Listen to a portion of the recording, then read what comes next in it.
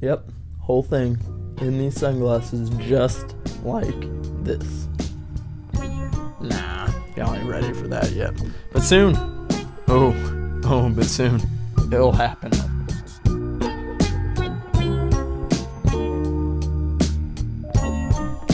What's up, everybody? My name is Devon Taylor. If you don't know who I am already, you might know me as Deez on this YouTube channel or on Twitter or on podcast shows and such.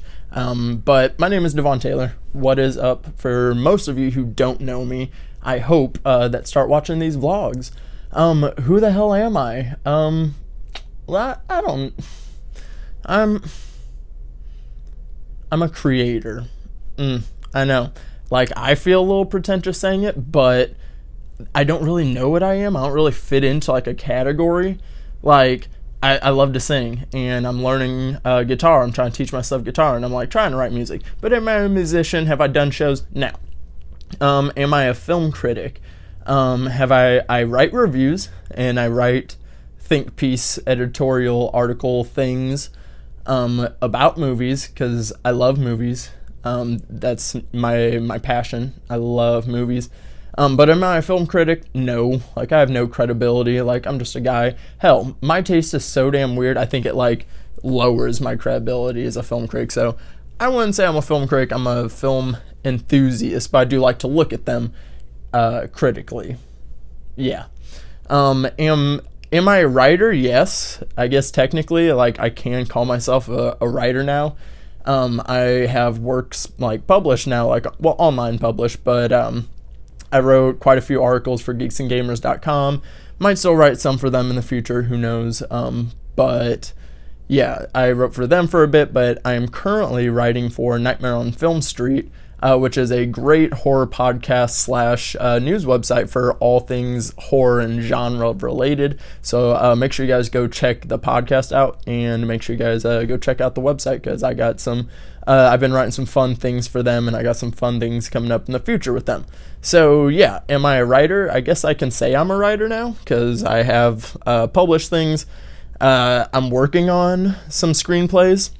As you can see in the title, we're going to talk about some screenplay analysis. But yeah, I'm working on some screenplays, because I would love to write a bunch of movies, whether or not I'm the one that ends up getting to direct them or make them myself. I think it would be fun, because I just love coming up with movie ideas. I constantly sit around thinking about different movie ideas, and I'll write them down sometimes in this little notepad, this little notebook. I've been journaling a lot lately, but I also do like movie and YouTube planning things in it.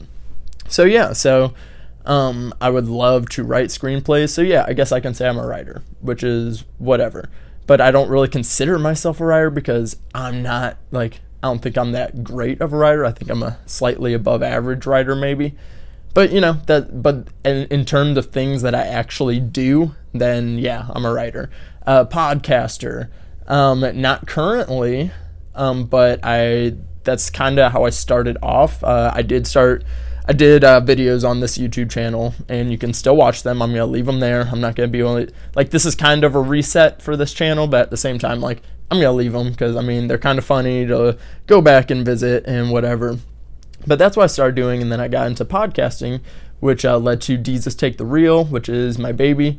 That is my weird discussion movie podcast. I love it. I love doing it. However, it got so discouraging that I was doing it and putting all this work into it, and I was getting great guests too, and like, these were, like, I'm not trying to brag on my own podcast, but it's pretty good. And it just, I'm not very good at marketing. I wasn't very good at keeping up with, like, trying to advertise it and stuff, or I wasn't reaching the right areas. And I don't know if I just need to market the show better. I don't know. So it's been on a hiatus for a bit. That I'm trying to figure out what to do with it next, whether to change things about it or just to rebrand it of sorts. But it's a really fun podcast. You should check it out. It's still on all platforms, on iTunes. It's on Google Play Music. You can go to deezestakethereel.libsyn.com. You can listen to it there. It's still out there, and I mean, like I said, like, I think it's a fun show, and you can listen to it here on the YouTube channel as well. Just go to the playlist Deez Take the Reel. So podcasting, yeah, I've done that, and I've hosted a few recap shows for TV Ate My Brain. Specifically, I just finished up Mr. Robot a couple weeks ago, and then I was the lead host of the iZombie recap show, which was a lot of fun. I love iZombie, and I'm still kind of up in the air if I'm going to be doing that again here pretty soon, but most likely, because I love that show and I do want to keep podcasting. So podcaster, sure, I guess, but I say creator because I'm working on this project. I'm going to be documenting something real cool, and you're going to see some cool short films and some real cool stuff. So make sure you, in the description, I'll leave a link to it. Go check out Black Ice. Go subscribe to that channel. There's not a lot on there. There's not a lot on the website either, on Deez.org. You can check it out there, but I'm working on something real big, and that's kind of a part of the reason I want to do these vlogs, so that way I can kind of track my progress with that. And just like I said, I just want to, one thing that I'm trying to do this year is I want to be more open, more transparent with people, and I want people to like get to know me, and maybe that might be what draws people into me as a creator and my content, is if they get to know me a little bit better. I do tweet quite a bit, but I will be doing these just to kind of have these open-ended conversations. They're going to be very minimally edited because editing makes me sick. I don't feel like it. Like, I'm super lazy when it comes to editing. So these are going to be very minimal editing. Like, literally I'm shooting and recording, and we'll be editing like literally all on my phone. But shout out to iPhone 8 Movie Maker. That's actually pretty damn solid. So these vlogs, what's going to be on these vlogs? One second. And like I said, I'm not going to cut this out because I'm too lazy. I'm too lazy. Oh yeah. I wonder what that slurping's going to sound like in the recording. Anyways, what's going to be on these vlogs? Well, I decided I'm going to boil it down to two things, because I don't want to be totally movies, but at the same time, I literally can't get away from movies. Like, I live movies and I'm surrounded by movies, infinitely taking in information and watching movies. Like, so I'm not going to get away from it. But what I'm going to do is I will do 2 topics on each vlog. Sometimes I'll ask you guys for topics or something. But it'll be one personal topic and one film topic. And when I say personal topic, so like I said, I'm trying to be open with people. I'm coming to terms with that I suffer from depression, and that's something that I think maybe if I talk about it a little bit more, and I'm a little bit more open to it, that maybe I will deal with it a little bit better. So you never know. So there might be some deep shit in these vlogs. You never know. Like, shit might get real. It probably will get real at some point. But who knows? Like I said, it could be just a news topic or something going on in the world, a random thought I have. Who knows? So it'll be one personal topic and one film related topic. So a little bit of my background, some more information. I guess I'm 23 years old approximately, from St. Louis, Missouri. And I live in Springfield, Missouri, because I moved here for college and I dropped out after a year and a half, and then I have just never left. So that's me. But like I said, I have all these means to create things. I always have all these ideas, and this year I'm doing it. I'm gonna do some shit. Like, I'm gonna make some weird shit, guys.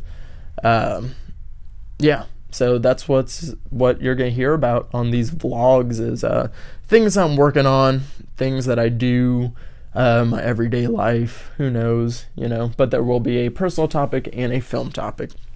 So let's go ahead and get into the film topic, because that is more or less what I want to talk about. And so we're going to do a little script analysis, just because, like I said, I'm working on writing some screenplays for short films. I've never actually written a actual screenplay. I've written a scene with some mild directions in it. So I've written a scene, but then usually it's just dialogue. Me and Tyler would write these skits for this other podcast that I was doing, And yeah, but I'm trying to work on feature length scripts and for these short films as well. So in order to kind of learn and get the basics down of how to write a screenplay, is easiest way is to read them. So that's something I've been doing, and I really like it too. Like, I'm not a big reader. Like, I don't really like books. I do read comic books, but I'm not a big reader. I'm just not. But I like reading screenplays. I mean, I guess it is easy after I've seen the movie, and because I don't read the screenplay first and then watch the movie, unless, I get a job doing that. If anybody needs a script reader, hit me up. But yeah, like, I'll watch a movie and then I'll go back and I'll analyze the screenplay and kind of take some notes on it. So the two screenplays that we're going to be talking about is one that I literally just started reading this morning, is Get Out, written by Jordan Peele, who also directed Get Out. You know him from Key and Peele, and he made one of the best horror movies of the year, nay, of the decade. Like, he made easily the most relevant movie of the year. I loved Get Out. Pretty much everybody loved Get Out, and that's amazing too, that this horror movie resonated with so many people, because, like, I'm a big horror guy. Like, that's my shit, that's my jam. And I want people to enjoy horror, but people are always off-put for one reason or another. But for some reason, Get Out was just very accessible to people, and it's just a great film. It's written terrifically, it's directed terrifically, it's really creepy, great acting, like, top to bottom. It's one of the best movies of the year. I'm pretty sure I had it at number 4 or 6 on my top 12 list.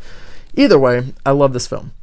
So as soon as I got a hold of the screenplay, I was like, cool. So I start reading it, and what I'm going to talk about with this particular screenplay is literally the first page.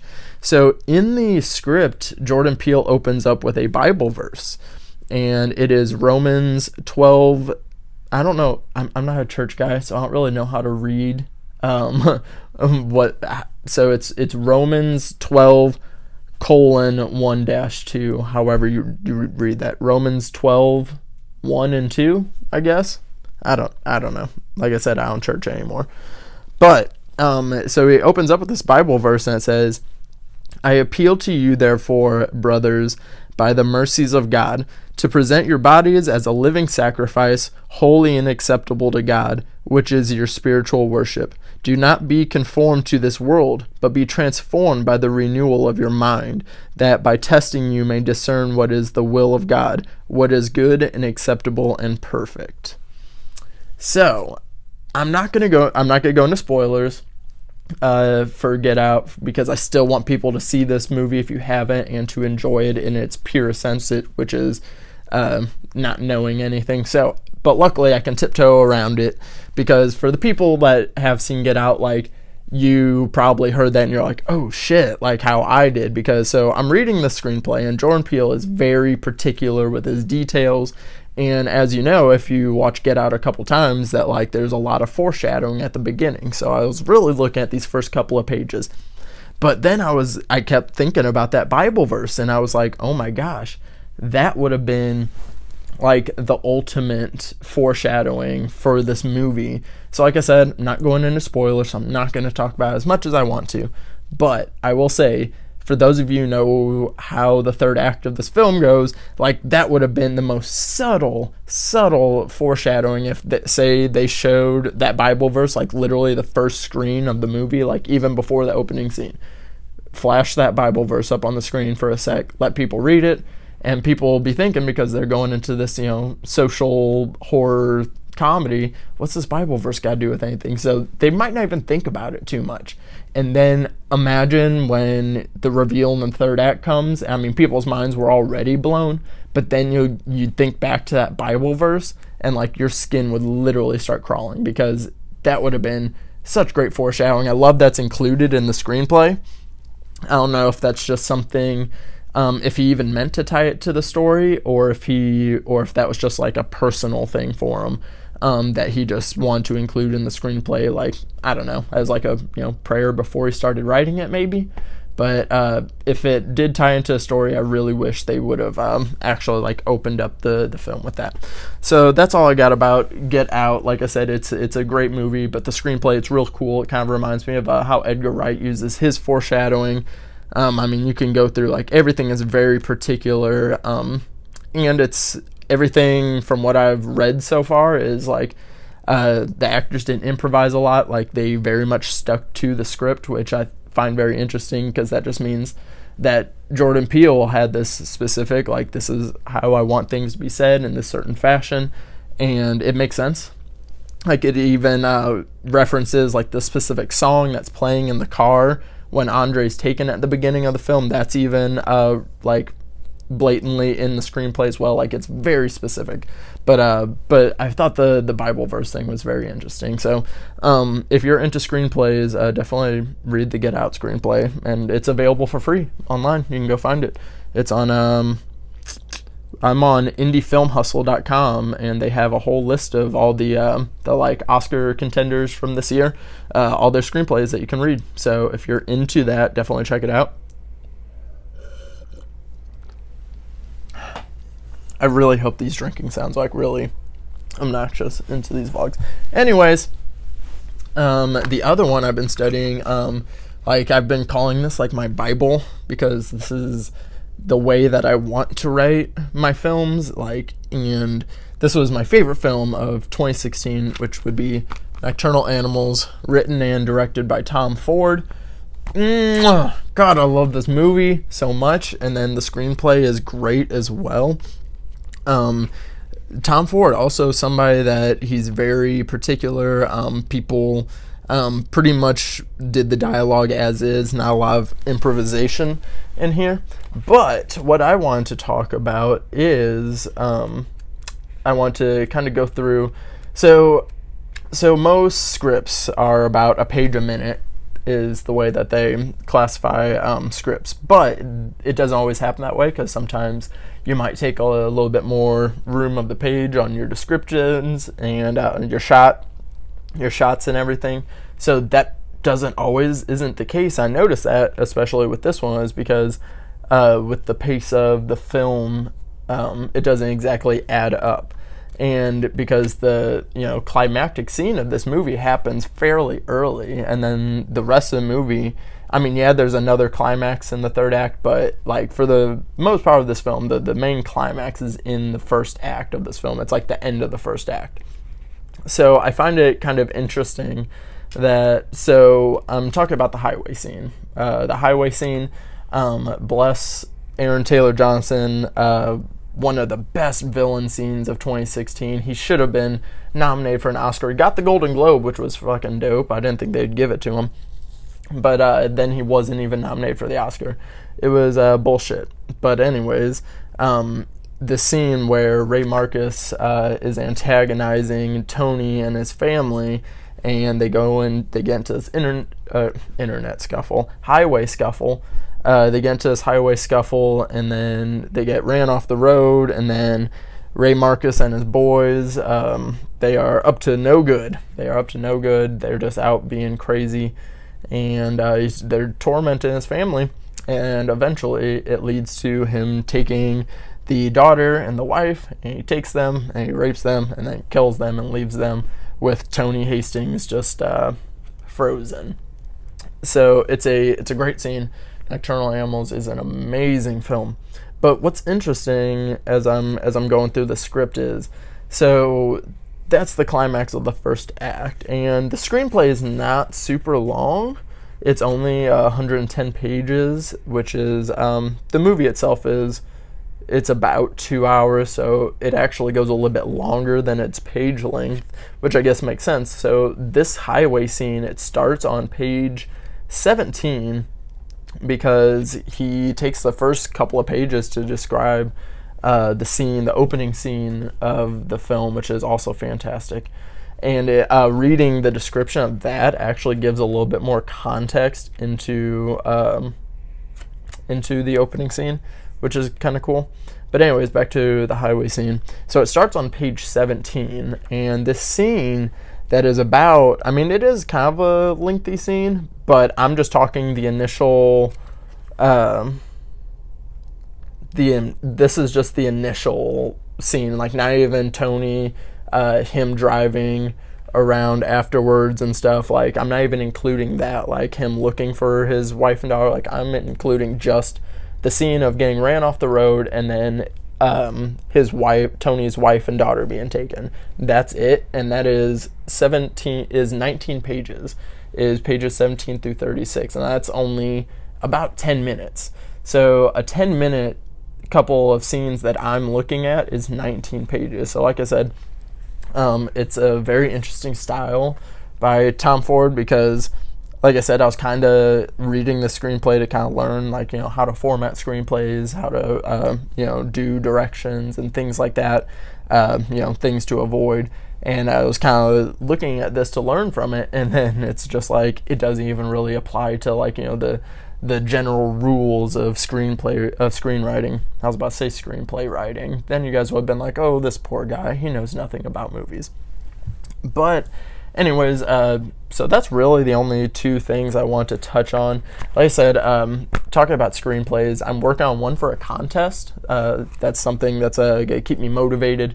So this, I'm going to write this screenplay, and I will go ahead and tell you the idea, because I'm pretty excited about it, and going to be working on this real soon. And I already have the title of it too. It's called BYOB. But it is Bring Your Own Blood. What is this about? It will be a very gory, bloody, but very dark comedy as well, horror film. Basically, I can't tell you. What if you fucking take this vlog and you finish the screenplay before I do? Yeah, well, good luck writing Bring Your Own Blood. You're not getting shit. Yeah, that's a good note to go out on this this vlog on, right? Is because I just don't really know where to end it. I guess where to end it would be, how often are you gonna see these vlogs? I don't know, because I don't like the pressure on myself of trying to stick to a schedule, because that's kind of something that stressed me out whenever I was doing YouTube videos was before, because I was trying to keep it to a schedule, but it's like, I work so much, and I'll try to have a social life. Like, I don't know. I'm going to try and do them at least weekly, sometimes maybe a couple times a week. If I had to guess what days they're going to go up on, it'd be like a Thursday or Monday, because those are my days off. So, but who knows? Because I don't work today, and I'm still doing one. So who knows? I'm not sure. But like I said, once I do a few of these, I'm sure they will just kind of fall into a schedule at some point. But yeah, I don't know. I'm very new to this blogging thing, and sorry, maybe I might edit them down the road, but I don't think I need to, because like I said, I just don't want to, and I'm lazy. And yeah, so what to look out for on the next blog, I haven't decided yet, but you will know whenever I know. So until then, you can find me on Twitter at Deez12. Please go follow me there. I'm literally tweeting all day, every day about movies and my juicy hot takes, or the tea of the day. Who knows? I tweet probably more than I should, actually. I'm a little bit too open on Twitter. I don't know. You can find me on Instagram at Deez.12. Where I've been up in my Insta game. It's pretty good, so you should go follow me there. Follow Black Ice on Instagram as well. Black Ice, that is BLAQICE.66. Follow that on Instagram to start getting some hints and clues into what that project might look like, and follow that channel on YouTube as well. And last but not least, go check out my website, Deez.org. It has links to all the articles I've ever written. It's got my own personal blog pieces in it. It's got my top 12 movies of 2017. Go check that list out, because I guarantee you it looks a little bit different than any other lists you've seen. I've already gotten told like 4 times that it's like, whoa, there's movies on here I've even heard of. So yeah, so check that out. So check out my website, and that has links to like literally everything else. So until then, I will catch you later. I don't really have a sign-off line for this vlog series yet, so